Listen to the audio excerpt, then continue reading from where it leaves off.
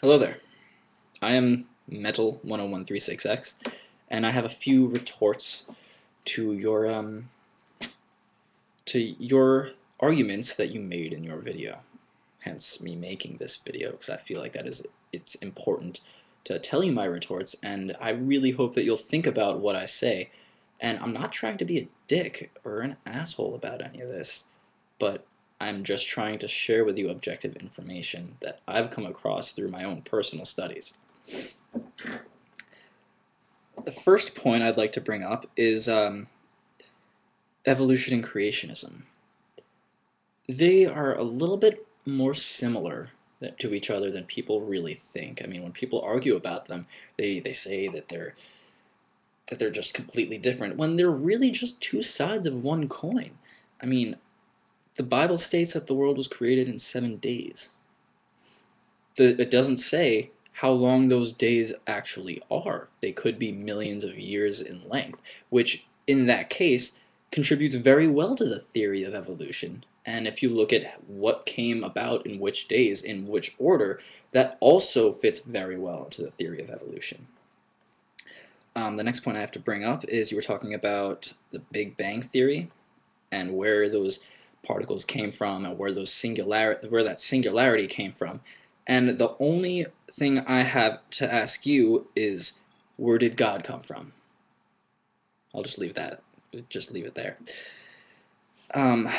Next I have, if religion didn't exist, then all these wars wouldn't have happened. Yes, it is true that over the course of human history, religion has played a major role in every war.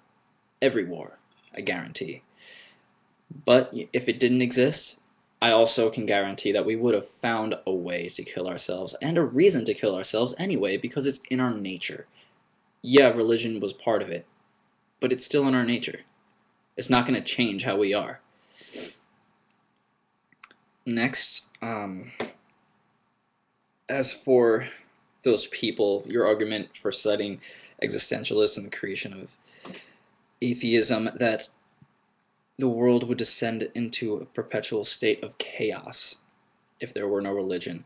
I disagree with that, merely because if just look at Buddhism. Buddhism is a way of life, first of all, not a religion, so don't think that it is. And it says it believes in human goodness on earth. Human goodness on earth. And if you read the Bible, the New Testament, very carefully, and just read what Jesus of Nazareth said historically, he was just teaching a Western form of Buddhism. He never said he was the Son of God. He never said any of that. In fact, the entire concept of Jesus Christ's divinity was created in the Council of Nicaea in the 3rd century AD by the Roman Catholic Church. 3rd or 4th century, around there. Don't cite me on that. And you said that it's the new trend, or in your own words, the new black, to be liberal and atheist and just like rock and roll and women in the workplace. First of all, black culture is needed. There always was black culture. This is just another form of it, and there are much more forms of black culture than just hip hop and what we see on the media. So you're making assumptions there. Second, you talk about rock and roll. That is an expression of the soul, so do not bring it into your false argument. Do not. It's an expression of the soul in the same way that religion is. So, but you know what? People don't kill each other over music. So I'm sorry, just don't put that in your argument. Third, women in the workplace. That's about equal rights and equal opportunity. That's not about a trend, okay? I'm not trying to be a dick, but you were just being an insensitive sexist asshole about that. So try and look at it less as a trend and more as, you know, people being equal and people born with the same inalienable rights that our Constitution pretends to uphold.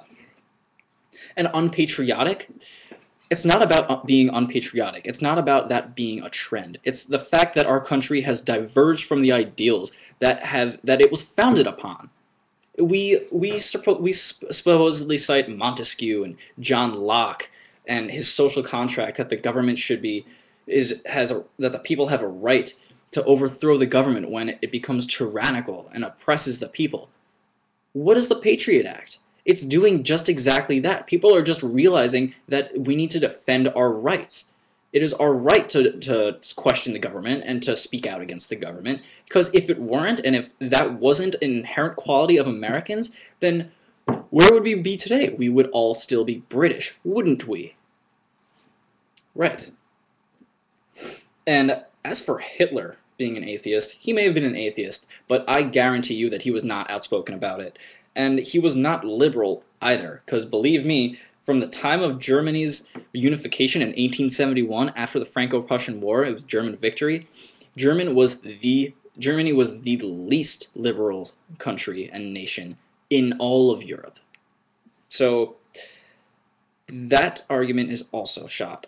I'm sorry, but maybe do a little bit more research before you try and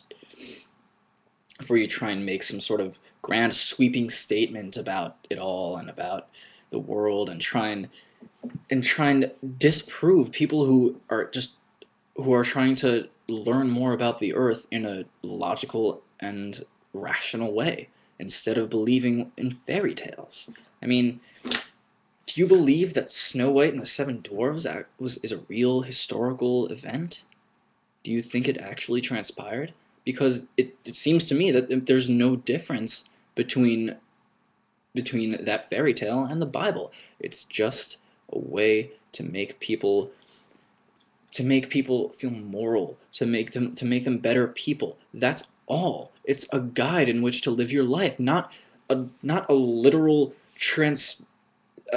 historical ethnography of what happened in ancient times. There may be some historical correlations between the Bible and actual history, but and you know what? That's really interesting, and we're still a lot of study being done on that. But for the most part, it's all fairy tales meant to help you live your life. So just don't take it literally, please, because you're not going to survive in this new world when we change into the fifth world of being. I'm sorry, in 2012, and that's not going to be the end of the world. It's going to be the end of the world as we know it. I'm sorry this was so long, but I had a lot to say, and I hope you respond back to me because I would love to continue this conversation.